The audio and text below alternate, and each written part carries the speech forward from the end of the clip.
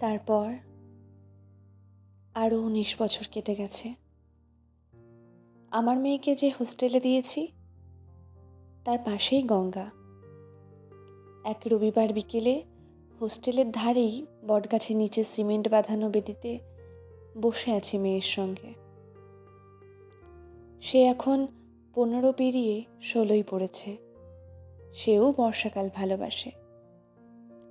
আজ সারাদিনে মেঘে ঢাকা ছিল আকাশ, কিন্তু এখন একটু পরিষ্কার। সূর্য আস্তে নামছে, আলো বেরিয়ে আসছে। মেয়ে বলল, ওই দেখো।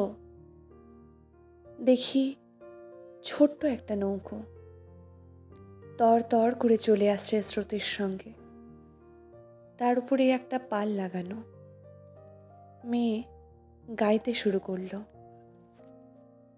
অমল ধবল পালে লেগেছে মন্দ মধুর হাওয়া।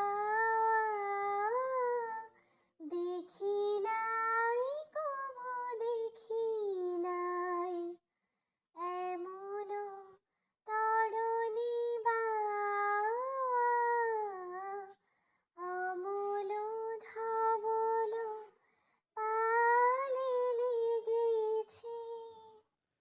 ও শেখে টেখে না, শুধু শুনে শুনে জানে। কিন্তু ওর গেয়ে চলবার সঙ্গে সঙ্গে সব ভুলে ওই গান এসে দাঁড়ালো আমার ৫০ বছরের দোরগড়ায়। তখন আমার চোখ ভেসে যায় চোখের জলে। এই গানের কি মানে হলো তবে আমার কাছে? আমাকে এই প্রশ্নের মধ্যে রেখে সূর্য তার অস্তে চললেন। পিছনে ঝরেছে ঝড় ঝড়